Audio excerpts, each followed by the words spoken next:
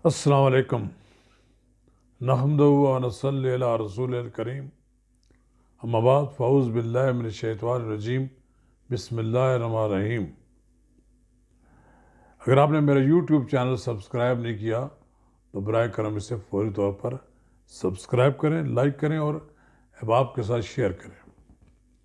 नाज़रीन कराम, आज हम बात करेंगे सेनेट में नए कायदे हिज़्ब इख्तिलाफ की तकर्री और दूसरा मामला हुकूमत की तरफ से इलेक्शन कमीशन के ख़िलाफ़ ऐलान जंग। जैसा कि ये बात किसी से अब ढकी छुपी नहीं है कि जब पीडीएम ने सैयद यूसुफ रज़ा गिलानी को इस्लामाबाद की नशिस्त से खड़ा करने का फ़ैसला किया तो अपोजिशन की तमाम जमातों ने मुतफ़िक़ा तौर पर इस बात का फ़ैसला किया कि सैयद यूसुफ रज़ा गिलानी मुंतखब हो जाएंगे, उसके बाद उनको चेयरमैन सेनेट के लिए खड़ा किया जाएगा और उन्हें पूरी अपोजिशन वोट देगी। अगर वो मुंतखब हों या ना हो, उसके बाद कायदे हिज़्ब इख्तिलाफ का एजाज़ पाकिस्तान मुस्लिम लीग नून को दिया जाएगा। शौमी किस्मत, हुकूमत ने सैयद यूसुफ रज़ा गिलानी को चेयरमैन नहीं बनने दिया। इसके बावजूद कि उनकी वोटें ज़्यादा थीं, लेकिन 7 वोटें उनके नाम पर मोहर लगाए जाने की वजह से मनसूख कर दी गई, मुस्तरद कर दी गई। इसलिए अब पीपल्स पार्टी की तरफ से ये सोच पाई जाती है कि वो सेनेट के कायदे हिज़्ब इख्तिलाफ की नशिस्त हासिल कर लें। इस बात का कभी इम्कान है, क्योंकि उनके सेनेटर तो उनके ज़्यादा हैं, लेकिन अपोजिशन की मजमूई तादाद जो है वो इनके हक़ में नहीं है। इस बात का कभी इम्कान है कि हुकूमत पीडीएम में रिफ्ट पैदा करने के लिए, नफाक पैदा करने के लिए पाकिस्तान पीपल्स पार्टी के सेनेटर को कायदे हिज़्ब इख्तिलाफ बना देगी और फिर टालती रहेगी कि हम इस बात का फ़ैसला करेंगे, देखेंगे कि अपोजिशन के अरकान की ज़्यादा तादाद किसके साथ हो। इस तरह हुकूमत एक तरफ पीडीएम में नफाक पैदा कर देगी, दूसरी तरफ अपनी पसंद का कायदे हिज़्ब इख्तिलाफ बना देगी। लेकिन पाकिस्तान मुस्लिम लीग नून ने वाज़ेह कर दिया है कि नया सेनेटर आज़म नज़ीर तारड़ हमारा कायदे हिज़्ब इख्तिलाफ होगा। उनको कायदे हिज़्ब इख्तिलाफ बनाने में मौलाना फजल रहमान की मुकम्मल तायीद हासिल है और बलूचिस्तान की कौम परस्त जमातें भी इस फैसले पर खड़ी हैं। और ये जो फ़ैसला है, अगर पीपल्स पार्टी ने ज़िद की और उन्होंने शहरी रहमान को कायदे हिज़्ब इख्तिलाफ बनवाने की कोशिश की, तो इस बात के कभी इम्कानात हैं कि पीडीएम और पीपल्स पार्टी के रास्ते अलग हो जाएंगे।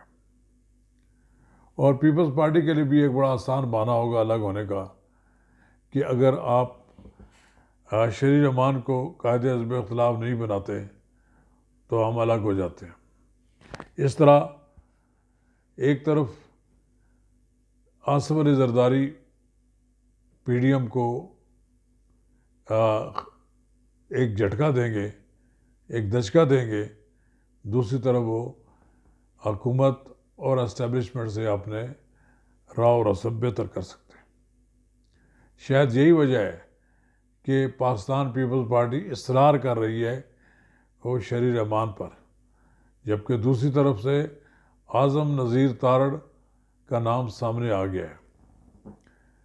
और इस सूरत हाल से हुकूमत भी फ़ायदा उठा सकती है और इस बात का कभी इम्कान है कि वो पीडीएम के अंदर झगड़ा पैदा करने, तनाज़ा पैदा करने में अपना रोल अदा करे। दूसरा मामला इलेक्शन कमीशन ऑफ पाकिस्तान के ख़िलाफ़ हुकूमत की तरफ से तबले जंग बजा देना है। जैसा कि हुकूमत ने खुलकर उस इलेक्शन कमीशन के ख़िलाफ़ माजराई शुरू कर दी है और उसके इस्तीफे का मुतालबा कर दिया है कि जो पार्लियामेंट की कमेटी के ज़रिए कायम हुआ और उसमें तहरीक इंसाफ की राय शामिल हुई। तहरीक इंसाफ और मुस्लिम लीग नून के उस वक़्त के कायदे हिज़्ब इख्तिलाफ, इन्होंने मिलकर जनाब राजा सिकंदर को इलेक्शन कमिश्नर बनाया, चीफ इलेक्शन कमिश्नर बनाया, जो एक साफ सुथरे किरदार के मालिक हैं, जिनकी रेपुटेशन बहुत अच्छी है और वो किसी माली बदनवानी में भी नहीं शामिल। एक अच्छे किरदार के मालिक को जब बना दिया गया तो पीपल्स पार्टी की पहली तवक्को तो उनसे ये थी कि फॉरेन फंडिंग केस जो है उसकी समाअत के लिए तारीखें दी जाती रहीं, कोई फ़ैसला ना करे, इलेक्शन कमीशन कोई फ़ैसला ना करे। फिर गाए बगाए हुकूमत की तरफ से उन्हें डिक्टेशनें तो मौसूल होती रहीं, लेकिन राजा सिकंदर साहब डट गए। उन्होंने NA 75 के इलेक्शन में भी हुकूमत के रवैये के ख़िलाफ़ डट गए थे और पूरे इलेक्शन को उन्होंने कालअदम करार दे दिया था, जबकि हुकूमत सिर्फ 20 पोलिंग स्टेशनों पर री पोलिंग के लिए तैयार हो गई थी।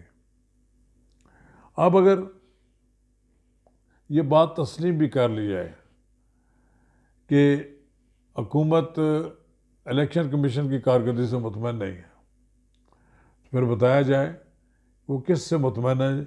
उनकी तमाम गैर कानूनी गैर आइनी इक़दामात को वो शेल्टर देती रहे, ऐसा नहीं होगा। इलेक्शन कमीशन के पास सबसे बड़ा केस फॉरेन फंडिंग केस जो है वो ज़ेर समाअत है।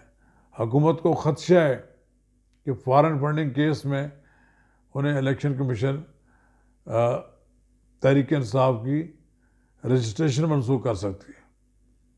ये सारा जो निज़ाम है ये धड़म करके नीचे आकर ख़त्म हो सकता है। इसलिए पहली बार हुकूमत की तरफ से एक बरसकदार जमात ने इलेक्शन कमीशन के ख़िलाफ़ बयानबाजी की है। बहरहाल जितनी बयानबाजी उन्होंने की है उससे ज़्यादा बयानबाजी तो अपोजिशन ने इलेक्शन कमीशन के साथ कर ली और इलेक्शन कमीशन के साथ खड़ी हो गई। ना तो हुकूमत के पास इतनी कोई मवाद है कि वो चीफ इलेक्शन कमीशनर को हटाने के लिए सुप्रीम जुडिशल काउंसिल में चले जाएं। कोई उनके ख़िलाफ़ इल्ज़ाम हो तो बात हो ना, लेकिन ज़ाहिर है बहरहाल अगर हुकूमत ने कोई नालायकी की तो उसका उसे खमियाजा भुगतना पड़ेगा और बिलाखिर हुकूमत को इस महाज पर भी शिकस्त होगी। हुकूमत को जहाँ दीगर महाजों पर भी शिकस्त का सामना करना पड़ा है, उसे चीफ इलेक्शन कमिश्नर को हटाने में सामना करना पड़ेगा। बिलाखिर फॉरेन फंडिंग केस का तो फैसला आना ही है ना, इसे कोई दुनिया की कोई ताकत नहीं रोक सकती, कोई ताकतवर आदमी नहीं रोक सकता। सबको इलेक्शन कमीशन का फैसला कबूल करना पड़ेगा।